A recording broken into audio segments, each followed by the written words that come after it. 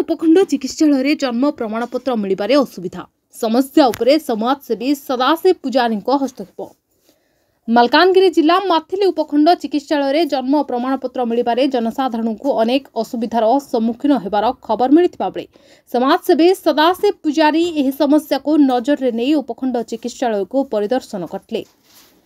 से सेठी जाई देखिथिले जे जन्म प्रमाणपत्र मिलबा पई लोक माने घंटा घंटा अपेक्षा करूछंती, किंतु कर्मचारी माने लोक मानकु एवं वृद्ध महिला और शिशु मानकु असम्मानजनक व्यवहार करूछंती।